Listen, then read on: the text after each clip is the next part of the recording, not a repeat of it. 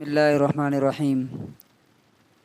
حضرت ابو ہریرہ رضی اللہ عنہ سے روایت ہے کہ نبی صلی اللہ علیہ وسلم نے فرمایا، ما یصیب المسلم من نصب، مسلمان کو جو بھی تھکاوٹ ہوتی ہے، فار ایگزامپل آپ دکان میں کام کر رہے ہیں یا کھیت میں کام کر رہے ہیں، آفس میں کام کر رہے ہیں، کہیں بھی کر رہے ہیں، تو کام کرتے کرتے جو فزیکلی انسان تھکتا ہے اس پر بھی ثواب ملتا ہے۔ ولا وصب، اور کسی مسلمان کو جب بیماری کوئی ہوتی ہے، کوئی ڈیزیز ہوتی ہے، ولا ہم،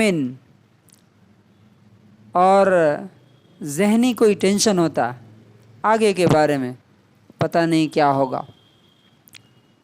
ولا حزن، یا پیچھے کوئی چیز ہو گئی، کوئی لاس ہو گیا، نقصان ہو گیا، کوئی تکلیف ہو گئی، تو اس کے بارے میں جو انسان کو ٹینشن ہوتا ہے، ولا اذن، یا کوئی انسان آپ کو تکلیف پہنچاتا ہے، کوئی بھی تکلیف پہنچائے، چاہے گھر والے ہوں، بیوی بچے ہوں، یا باہر کا کوئی دشمن ہو یا دوست ہو، کوئی بھی تکلیف پہنچاتا ہے اگر، ولا غم، اور کوئی بھی غم انسان کو ہوتا ہے،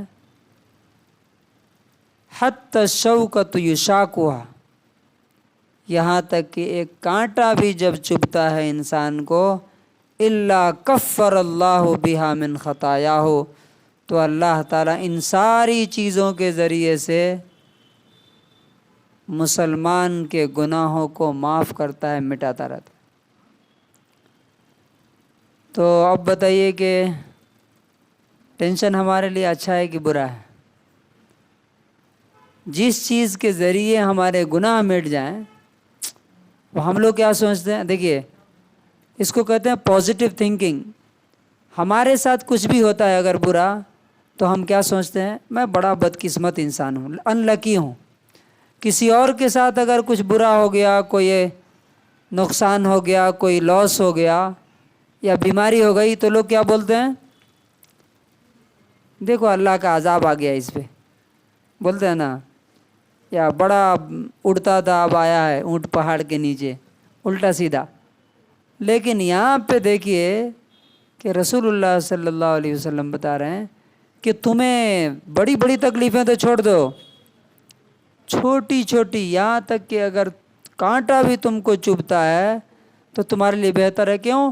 تمہارے گناہ یہاں معاف ہو جائیں، یہ بہتر ہے کہ قبر میں جا کے پٹائی ہو، جہنم میں جا کے جلو، وہ زیادہ بہتر ہے۔ انسان کے گناہ یہیں معاف ہو جائے، وہ بہتر ہے۔ اسی لیے ایک دوسری حدیث میں ہے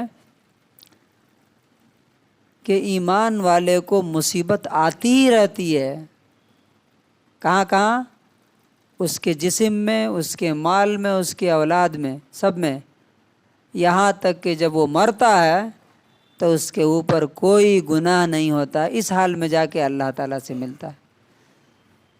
اللہ تعالیٰ سے دعا ہے کہ اللہ تعالیٰ ہمیں مصیبتوں سے بچائے، اور کوئی مصیبت اور بیماری آئے تو یہ حدیث یاد رکھنے کی ہمیں توفیق نصیب فرمائے۔ سبحان اللہ۔